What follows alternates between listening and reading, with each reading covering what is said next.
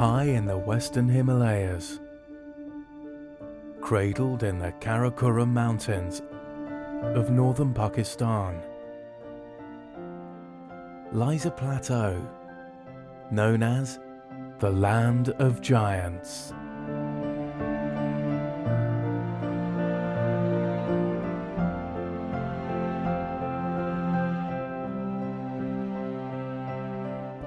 The towering K2 dominates this landscape, and to the southwest of it lies the DEOSAI Plateau, the second highest plateau in the world. From its rugged hills, the legendary Nanga Parbat can be glimpsed in the distant southeast.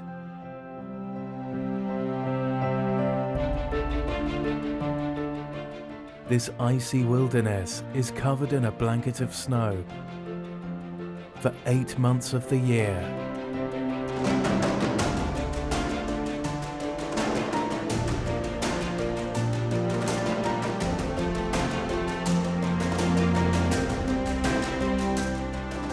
But even in the extreme depths of winter,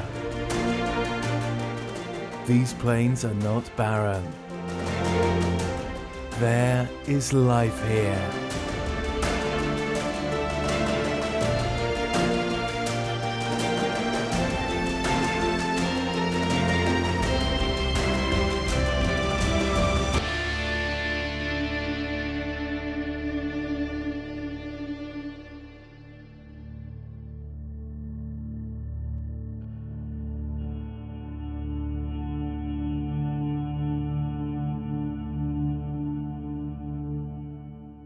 There are thought to have been over 10,000 Himalayan brown bears at one time in northern Pakistan and Kashmir. Today, the species is one of the most threatened in South Asia. Their numbers across the region have declined by half in the last 100 years. They're now only found in small pockets in India, Pakistan, Afghanistan, China and Kazakhstan. Repeated glaciations in High Asia probably decimated a large part of the population and fragmented the rest. Over the centuries, bears have been hunted almost to extinction. They've been killed for sport and for commercial purposes, their body parts sold for use in traditional medicines. In more recent times, humans have encroached into the wild places where bears live.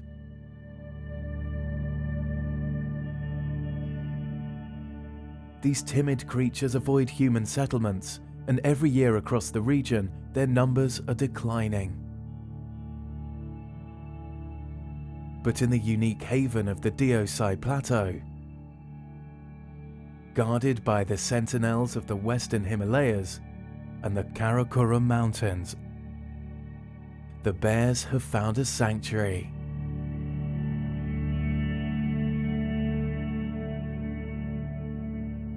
For 4 months of the year, as the strong mountain sunlight warms the earth,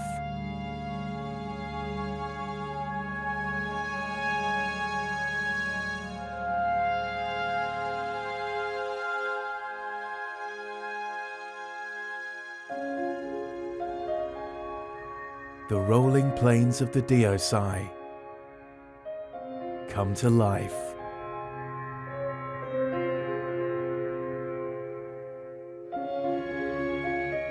The summer meadows of this Himalayan ecoregion are strewn with swathes of wild flowers.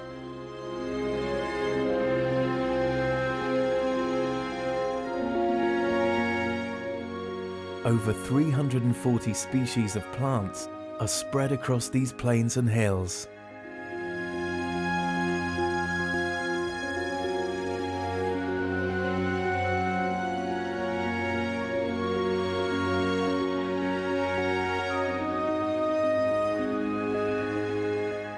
And the bird song of more than 200 types of birds fills the air.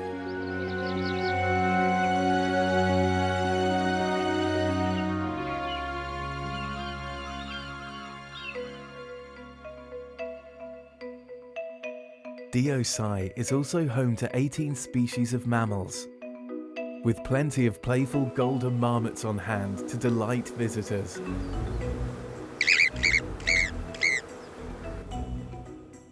But there is another resident of DEOSAI that's the most striking of all.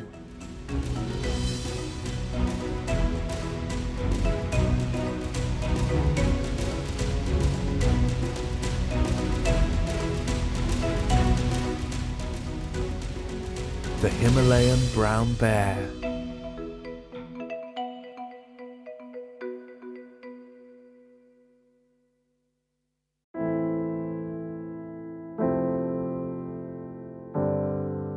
The DEOSAI National Park was established here in 1993 to protect the brown bear's survival.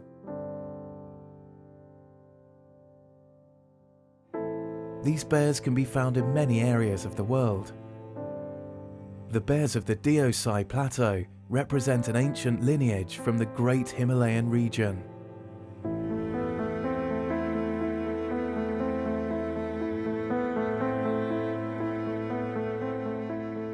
Hibernating in dens in the lower valleys on and off through the winter, they come up to feed on the rich grasses of the park in summer. These bears have thick coats which can be blonde to dark brown in colour, and a distinctive hump sits on its shoulders. Its slightly concave face is topped with large ears and a long snout. Its large canine teeth are capable of tearing meat, but these bears are largely vegetarian, and its back teeth are better suited for eating plants.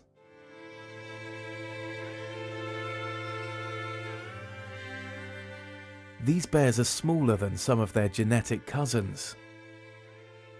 Even when fully grown, males only weigh around 120 to 150 kilograms and measure about 1.5 to 2 meters in length.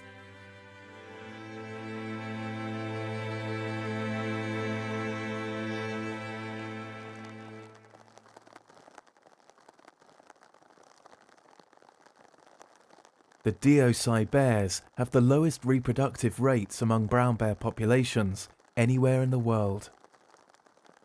At a much trimmer 60 to 70 kilograms, female bears don't reach sexual maturity till around 8 years old, and usually produce just a single cub.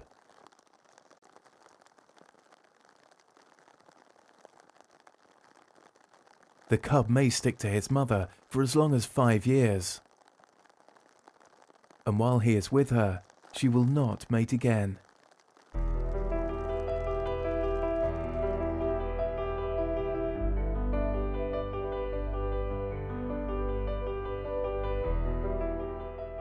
The habitat, which has very little nutritious food to offer, is partly to blame for the low reproductive rates. Only 12% of the plain is regarded as good feeding ground for the bears.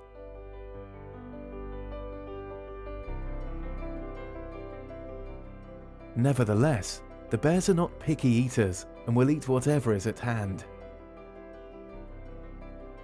They're predominantly vegetarian, eating grasses, bulbs and roots, which they'll dig up with their long claws.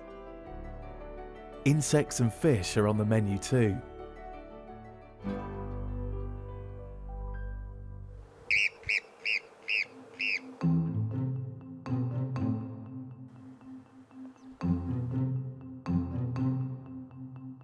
Other small mammals, such as marmots, can also prove tempting.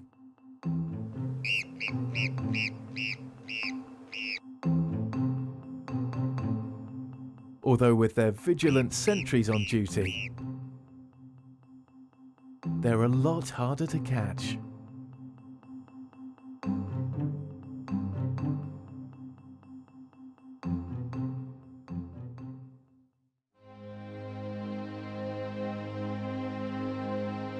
The DEOSAI National Park is the sole habitat in the whole of South Asia that can claim an increasing population of brown bears. In 1993, though the situation was very different, in the early years, There were a lot of difficulties in DEOSAI in terms of conservation. The Himalayan Wildlife Foundation recognized that the very survival of the bears in DEOSAI was at risk and decided to act. They gathered international funding and set up a field camp, conducting vital research on all aspects of the bears and their habitat. That summer, we went around all over DEOSAI. We worked really hard. We walked up and down looking for bears. We counted the bears, and all we could find were 17 bears. Compared to what we had heard from the wildlife department, there were 500. So we were really worried that maybe there were 500 bears once upon a time, and maybe this is all that is left.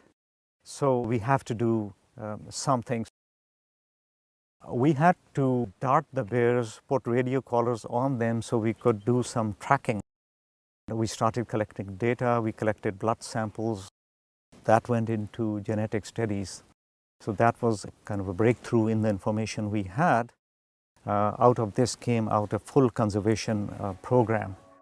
The Himalayan Wildlife Foundation worked with local communities to foster conservation awareness and also recruited park staff from here. Training the local people in park management gave them a vested interest in the future welfare of the park. We left in 2002-03. We handed it over to the department. The basic systems were in place. There was a level of protection, and the department got its staff in place with its own funding. By 2007, the population of brown bears in the park had grown significantly.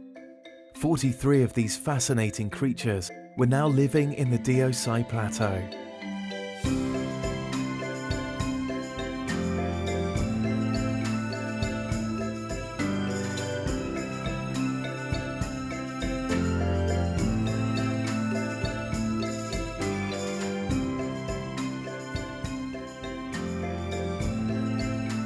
The dedicated efforts of the conservation organizations had paid off.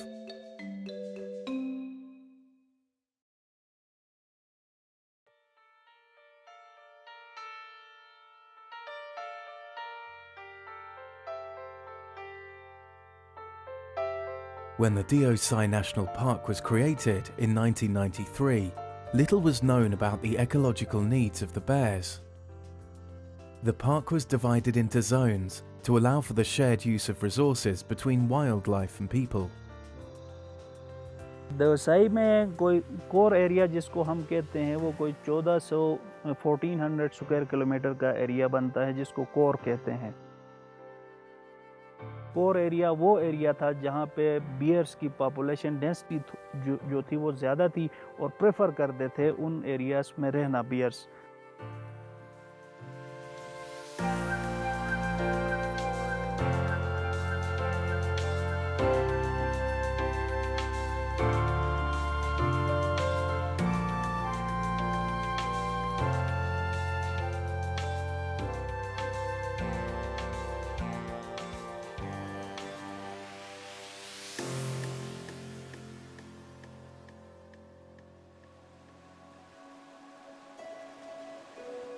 Despite the demarcation of zones, the core areas are not always respected as being for the sole use of the wild animals.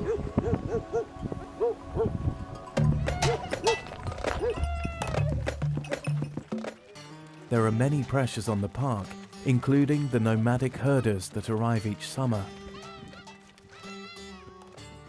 Gujars journey annually from the plains of the Punjab to the DEOSAI, bringing their large herds of livestock to feed on the rich summer pastures.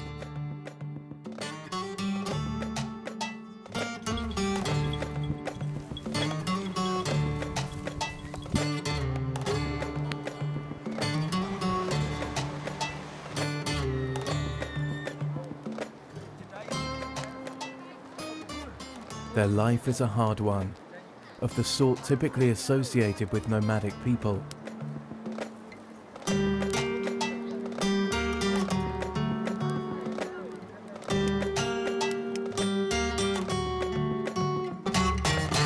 यही माल मवेशी ये बकरी घोड़ा खच्चर सफ़र करना चलना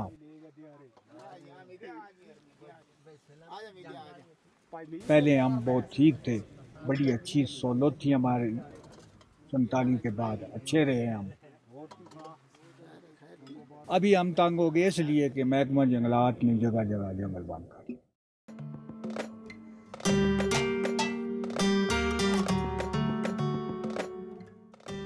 The herders are taking their livestock deeper into the bear's habitat every year. इनसे शुरू में जब नेशनल पार्क बनने से पहले या 50 साल या 60 साल 70 साल पहले की बात करें तो वहाँ पे एक दो ख़ानदान ही थे जो आ रहे थे देवसाई में। उनके लाइफ स्टॉक भी कम थे, उनका इम्पैक्ट पार्क के ऊपर इतना ज़्यादा नहीं था।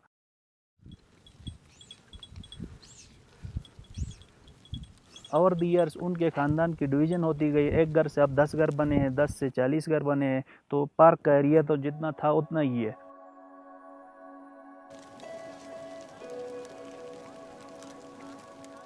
In 2012, approximately 14,000 livestock grazed the pastures of the DEOSAI National Park.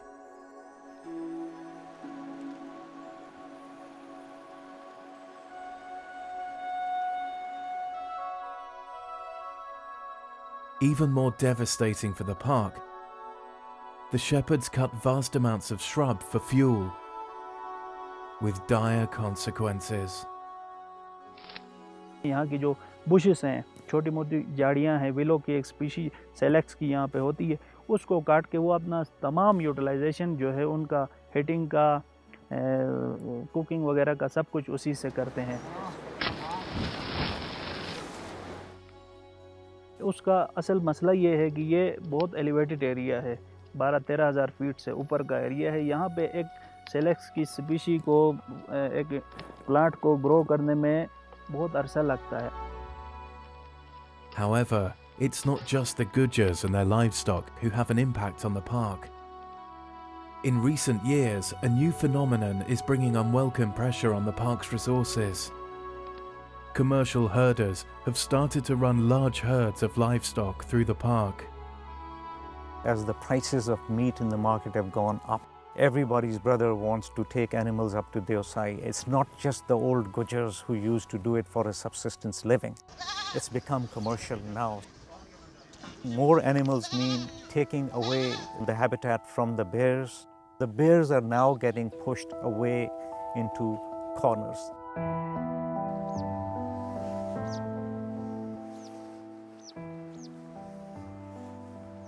As the livestock consumes the palatable plants, the composition of the plant species in the park is changing. Non-palatable plants are finding room to spread and flourish, and the quality of the bear's feeding ground is deteriorating steadily.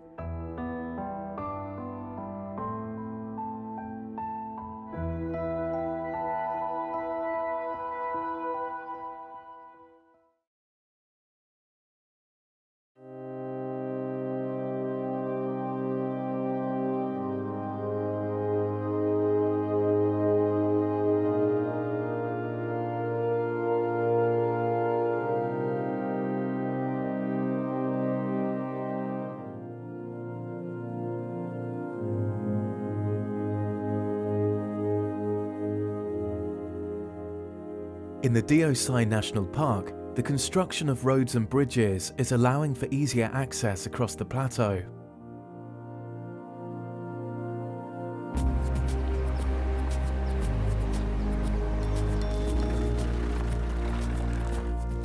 In 2013, there were 28 human occupations in the park.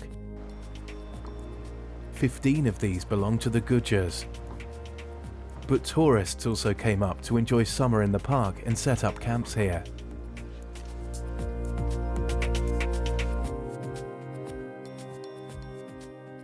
जब ये initiate हुआ था construction का काम, तो उस वक्त हमने इसको रोकने की कोशिश की थी कि बाय रूल्स एंड रेगुलेशंस किसी भी नेशनल पार्क के अंदर ऐसी कोई स्ट्रक्चर परमानेंट किस्म की न बनाई जाए जिससे उस इलाके की नेचुरल जो ब्यूटी है उसको डिस्टर्ब किया जाए या वो चेंज हो।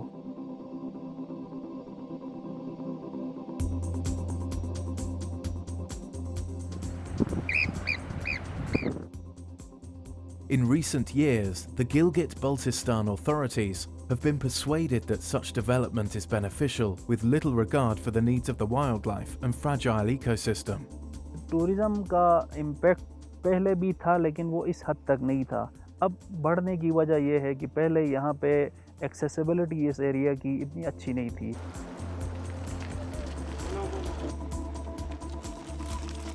हमारी तैयारी को इतनी कोई ख़ास तैयारी तो नहीं है, लेकिन डेफिनेटली जब टूरिज़्म का फ़्लो यहाँ पे बढ़ेगा तो इसका नेगेटिव इम्पैक्ट ही होगा अनटिल एंड अनलेस अगर हम उनको प्रॉपर अवेयरनेस के साथ यहाँ ना भेजें।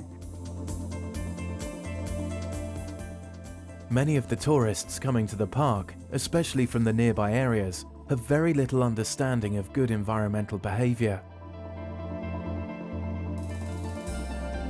ऑनेस्टली बताऊँ, मुझे पाकिस्तान के लोगों से बड़ा डर लगता है। हम अपने मुल्क और अपनी नेमतों के बारे में बहुत केयरलेस हैं। अगर इसको प्रमोट किया जाए तो सही इन्फॉर्मेशन के साथ किया जाए, सही कंसिडरेशन के साथ किया जाए कि जब लोग इधर आए उनका इधर कूड़ा फेंकने का दिल ना करे। Instead of acting as caretakers of this stunning piece of national heritage, the visitors often inflict harm to it. Some light fires in the park and leave pools of trash, most of it being non-biodegradable. There is no system whatsoever for dealing with all this trash which they leave behind. The biggest problem that we face is lack of funds. The number of staff that we have in the park, that is very limited. Their ability to move around is very limited. It is 2,600 square kilometers of territory in a difficult terrain. And as the number of visitors is increasing and pressures are increasing, we need more resources. The government of Gilgit-Baltistan, as most of the governments, have very limited resources, whatever is left from other developmental requirements.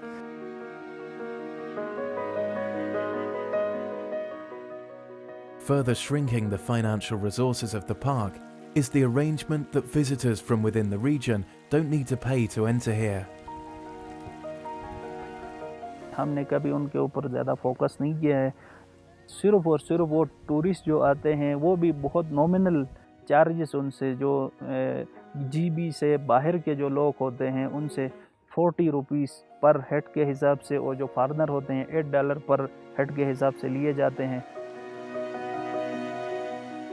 But even these minimal charges are not put towards the management of the park.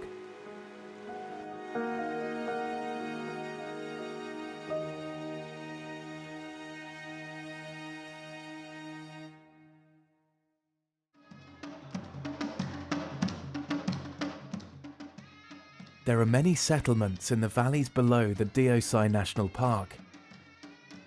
In the villages of Karmang, Montoka, Dapa, Shilla and Sudpara, the local people live a life of extreme hardship. Investment projects from donors are extremely hard to come by in this region, and little has changed here in the last 100 years. हमारा यहाँ जो है सर्दियों में बहुत बड़ा मुश्किलात है। अक्टूबर में बर्फबारी शुरू हो जाती है। माल मवेशी को पालना बहुत बड़ा मुश्किल है। सर्दियों में यहाँ उनको चारे में ले जाने की तो बहुत बड़ा हुआ है, बर्फबारी की वजह से वहाँ नहीं पहुँचते हैं। और घास जो है हम लोग जो है तकरीबन मनों के हिसाब से बहुत बड़े बड़े टाल लगा के जमा कर लेते हैं। तकरीबन हमारा इस घास को जमा करने के लिए, जानवरों के घास जमा पूंजी के लिए हमारे लिए कम से कम जो है ये अप्रैल मई से लेकर आगे अक्टूबर तक जो है ये जितने महीने होता है उसमें जो हमारा पूरा वक्त उसी में लग जाता है इनको घास जमा करने के लिए। The summer brings little respite. In these few months, all the tasks that will allow the villagers to endure the extreme, bitter cold of winter need to be completed. The valleys were once forested, but now the slopes are bare. dung is the only source of fuel. The women spend long hours collecting and drying this. A back-breaking daily chore.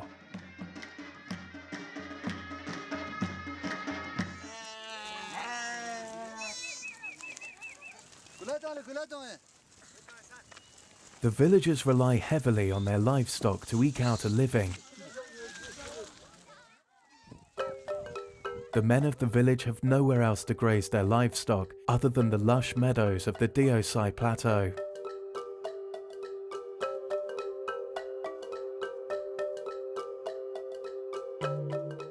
When the park was created, they claimed traditional grazing rights, which had to be respected. In recent years, while the bear population has grown, so has the human population. And bears and livestock have started competing for grazing pastures. With each added demand on the park's resources, what's left for the bears is steadily diminishing. Although bear numbers have not fallen, they're no longer rising. It may well be that this fragile landscape has borne as much pressure as it possibly can. If it is to continue as a sanctuary and a breeding ground for these endangered bears, its precious resources will have to be more carefully protected.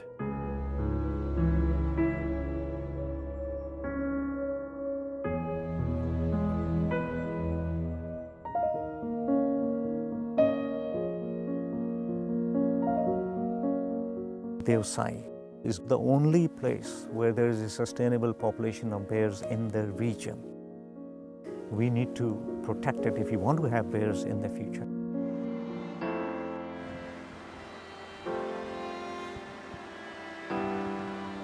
The presence of humans in the bear's habitat is a reality, and local communities have to be integrated into conservation efforts.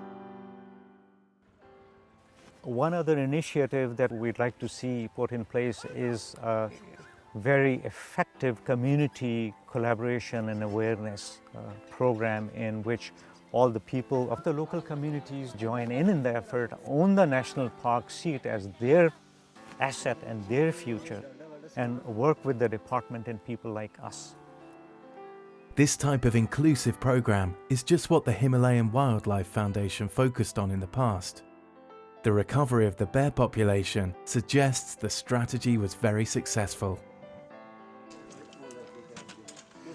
When park rangers and staff are drawn from local communities, they take home a better understanding of the conservation issues. An awareness campaign to enlist the support of the local communities is also key. As the largest animal in the area, they are often blamed for most of the attacks on livestock. जो livestock के ऊपर इनकी attacks का है वो कुछ नालों में इनके अटैक्स हैं,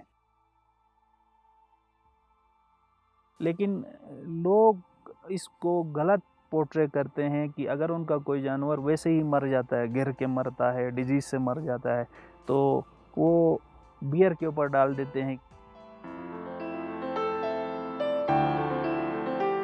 Making the local people aware of the other, more common causes of the livestock deaths can help create a more tolerant attitude to their bear neighbours.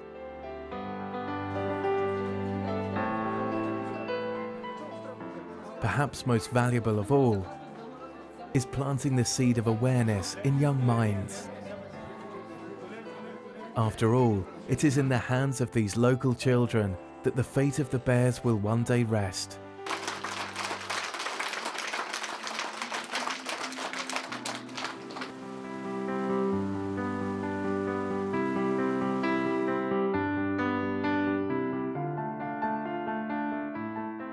Finding alternative sources of subsistence for the communities is also vital. Reducing their dependence on livestock will help to protect the bear's habitat. Such programs have been successful in other remote mountain communities. Fish farming was introduced in the Brogil Valley, and a vaccination program in the Ayubia National Park With initiatives like these, the lives of the local people could be greatly improved.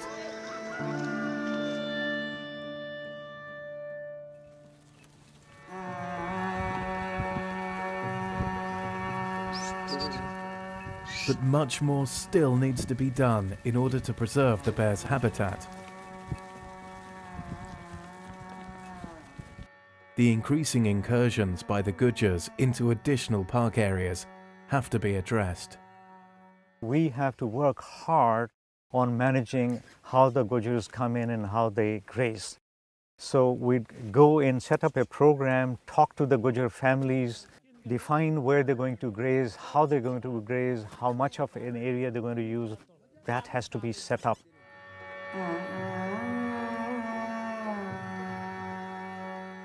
The biggest hazard they pose to the park, however, is the amount of shrub they cut.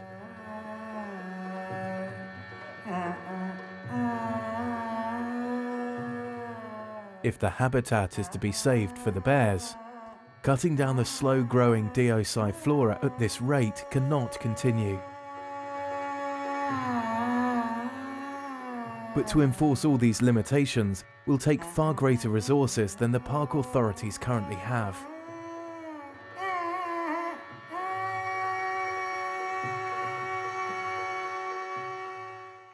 The word now is sustainable development. How do we balance a wilderness area with the need for the people to visit it? We need an institution and a capacity in that institution to manage a resource like this. Strengthening the park's revenue stream is essential, and charging a small fee for all visitors could provide some of the funds the Wildlife Department desperately needs.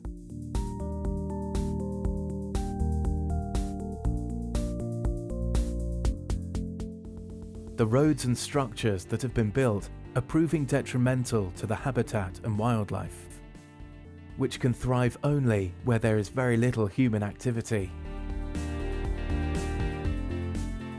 Once the precedent for building within the park is established, it's hard to stop. The needs of the park and its creatures could soon be completely overwhelmed as so-called development marches on. There's also an urgent need for environmental education for visitors to the DEOSAI and a stronger enforcement of park rules so that they don't damage this unique wilderness. To restore the park to its former pristine condition, a proper system of garbage disposal will need to be put in place.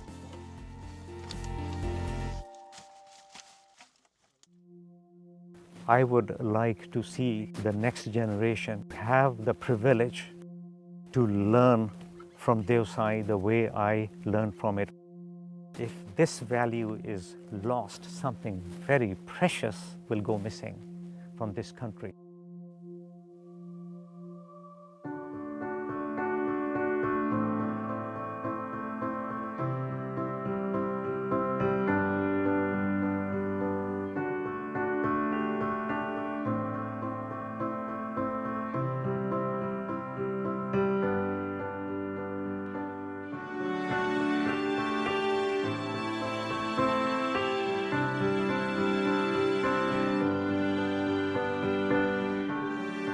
As the snow begins to fall in October, the bears in the plateau will amble towards their long winter slumber. For this period, nature will be its own guardian, and the land will have a reprieve under its blanket of snow. But in order to flourish, this fragile ecosystem also needs to be protected through the warm summer months. It cannot sustain the growing onslaught of human demands upon it and remain unchanged. It is time for us to take care of this land of giants, allowing it to regenerate and provide a sanctuary to some of the world's most rare and magnificent creatures. Responsibility for protecting this exceptional treasure now rests with the authorities and people of Gilgit-Baltistan. To preserve it, they will need the support of international donors and all of us who hope to safeguard DEOSAI for future generations.